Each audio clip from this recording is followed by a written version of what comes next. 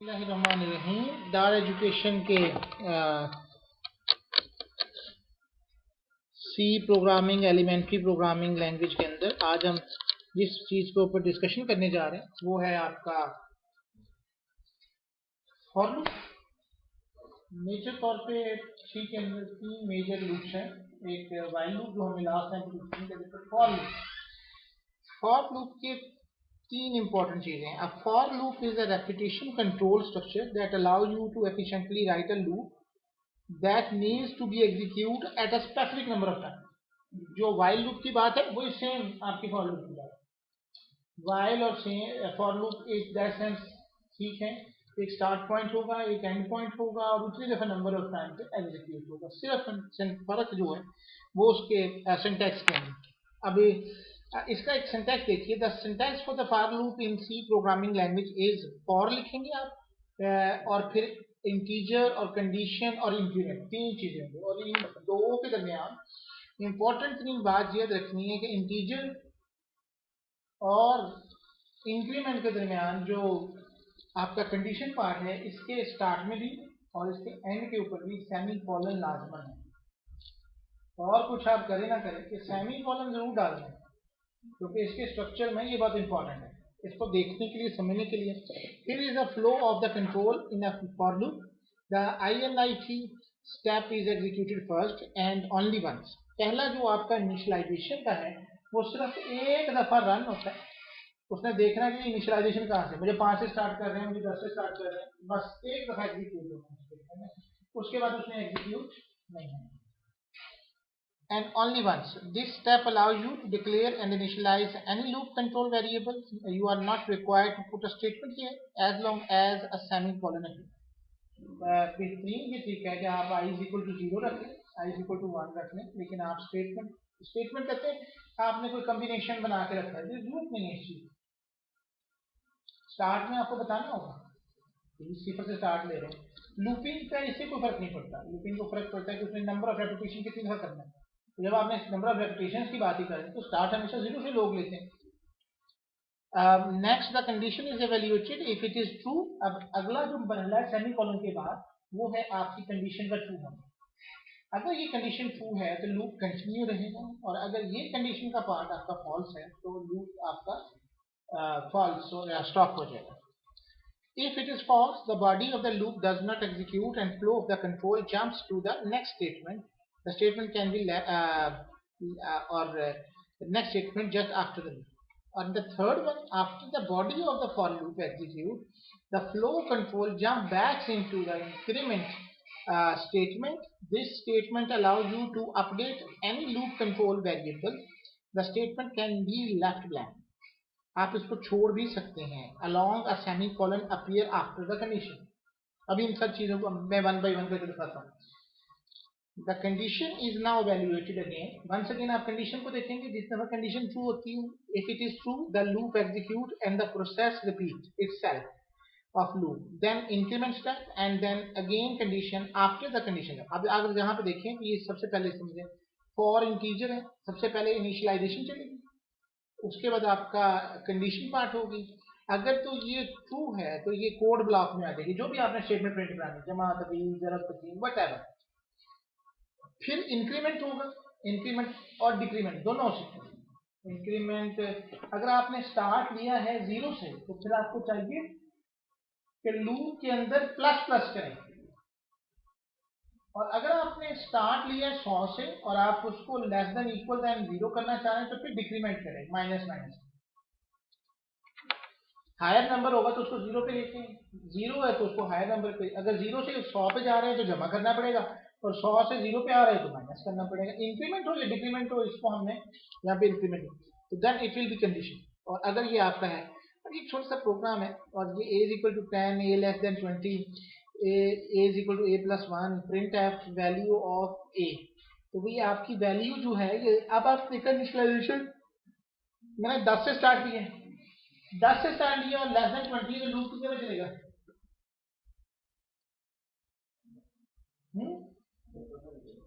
10 दफा चलेगा। क्यों? अगर इक्वल होता तो फिर ये 11 दफा चलेगा। ठीक है। तो ये प्रोग्राम, अब हम इसको जरा प्रोग्राम बनाते हैं।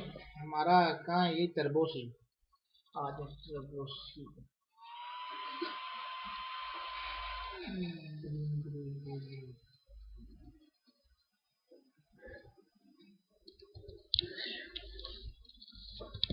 वंस अगेन आप साथ साथ में बनाते जाएं, मुझे बता दें मैं इंक्लूड सही कर रहा हूँ। लेस देन का साइन लगता है, ये क्या लगता है? ऐसे ही लगता है ना यार, मैं मुख्तलिफ सिंटैक्स कर रहा होता हूँ तो मुझे समटाइम याद नहीं रहता। वाइड में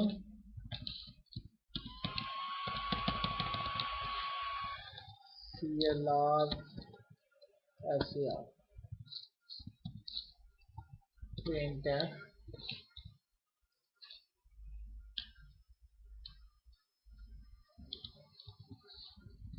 display the sum of 10 numbers।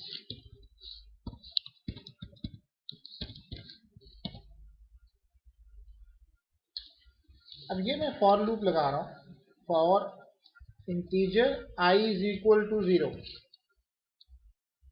I is equal to 1 भी कर सकते हैं।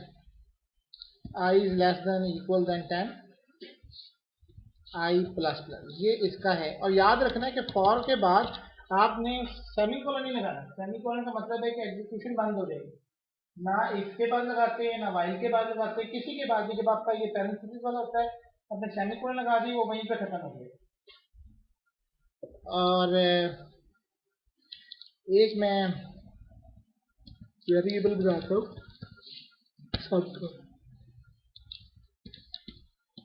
सम is equal to plus is equal to I,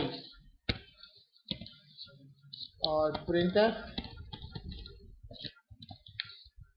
total percentage D, ऐसे ही होता है ना, बैकस्लैश n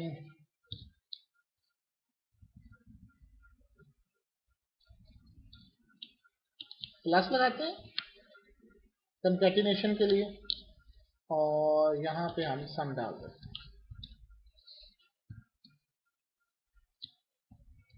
और आखिर में हम एक गेट फैक्टर लेते हैं।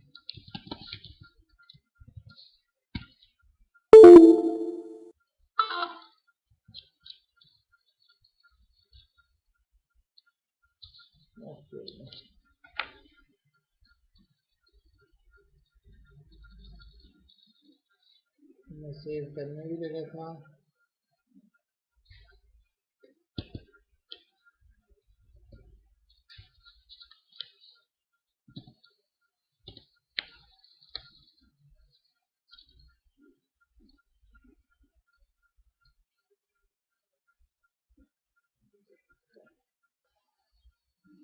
Okay, so almost we have done।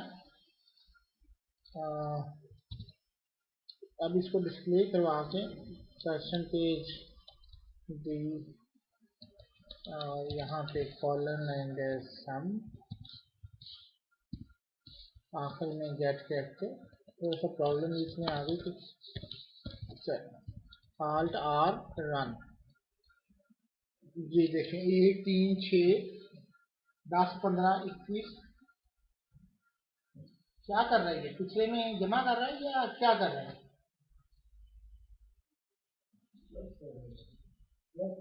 दो पिछलों को जमा कर रहा है या नंबर जमा कर रहा है? देखें, एक जब शुरुआती किया, उसके बाद दो, दो पिछलों को नहीं, आई है ना। तीन, एक में दो जमा करेगा तो 3 बनेगा, 3 में 3 जमा करेगा 6 बनेगा, 6 में 4 जमा करेगा 10 बनेगा, 10 में 5 जमा करेगा तो 15 बनेगा, 15 में 6 जमा करेगा तो 21 बनेगा। वो जो 6 1 2 3 4 5 6 आ रहा है, ये लूपिंग है। ये आई है ना, हमने लिया आई जमा हो रहा है। सम शुरू में 0 है, 0 में +1 होगा, तो ये आपका होगा। लेकिन अभी इसमें कई गुत्थी हैं। लेट्स सपोज अगर मैं यहाँ से इसको निकाल दूँ, और इनिशियलाइजेशन है ना आपकी, integer I is equal to 2, अब ये लूप चलेगा।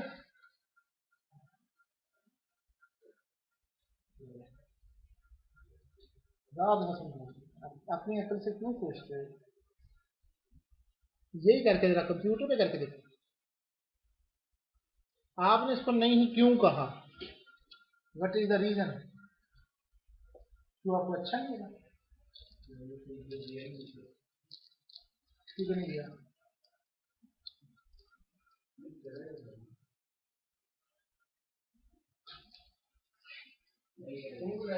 ऐसा कॉन्फिडेंट है, क्या कंडीशन दे रहे हैं?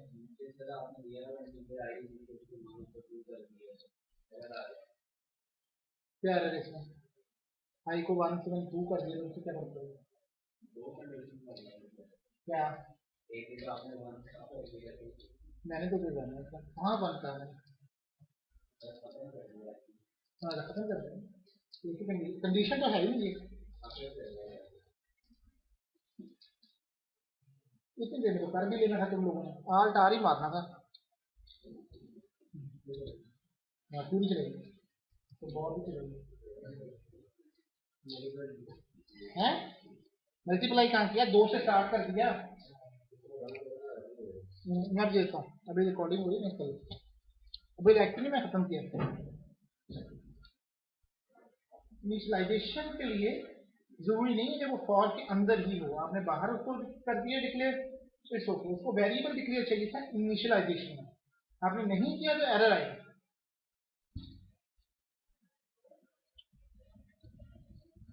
अगर मैं यहां से ये हटा दूं और यहां लिख दूं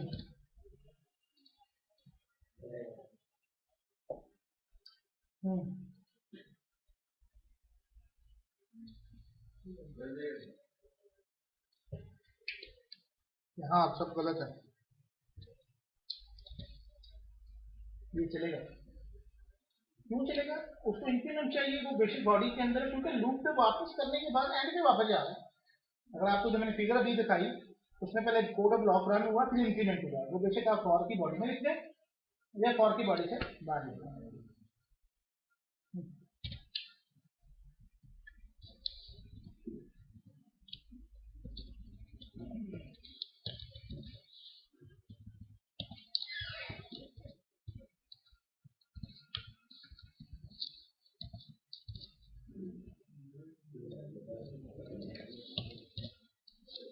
अब ये चलेगा?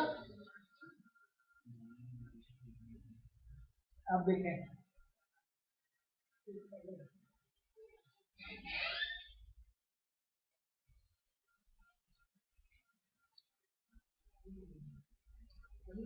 क्यों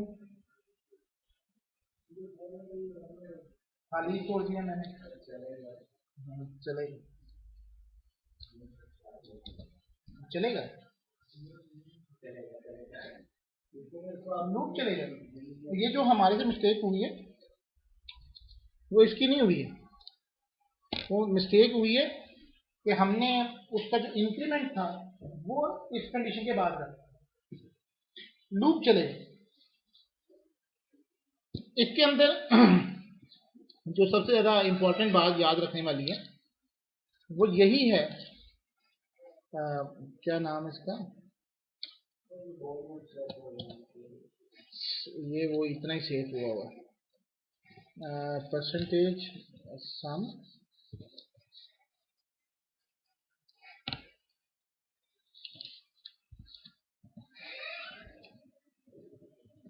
लेट्स सपोज मैं यहाँ से ये सब कुछ निकाल देता हूँ, ये मैं ऊपर डिक्लेयर कर रहा हूँ i is equal to for example 1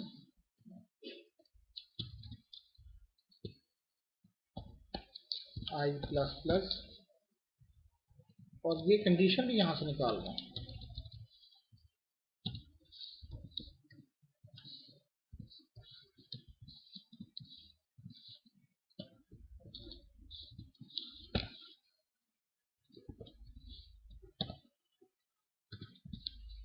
अब देखेंगे चला।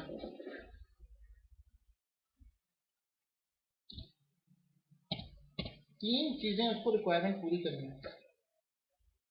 वो क्या थी कि पहले इनिशियलाइजेशन होनी चाहिए, दूसरी को कंडीशन होनी चाहिए, और तीसरा उसमें इंप्लीमेंट होना चाहिए। लेकिन यही चीज याद रखनी है, तो बेशक आप फॉर लूप के अंदर इस तरह से भी कर रहे हैं, लेकिन वो जो दो सेमीकोलन है ना, उनको आप नहीं कर सकते। सेमीकोलन क्योंकि वो termination of the first line, यानी इंक्रीमेंट इनिशियलाइजेशन हुई, टर्मिनेट हुई, कंडीशन स्टार्ट हुई, टर्मिनेट हुई। अगर आपने ये काम नहीं किया तो आपका जो एरर है वो लूप है। दोस्तों दो सेमीकोलन की इंपॉर्टेंस आपने कहा, आप इस तरीके से प्रोग्राम मत चलाएं, वो हार्ड होने की तरफ भी चला जाए। लेकिन आपने जो चीज सीखनी थी वो ये थी फॉर लूप के अंदर कि किस तरीके से आपने इसको अरेंज करना है।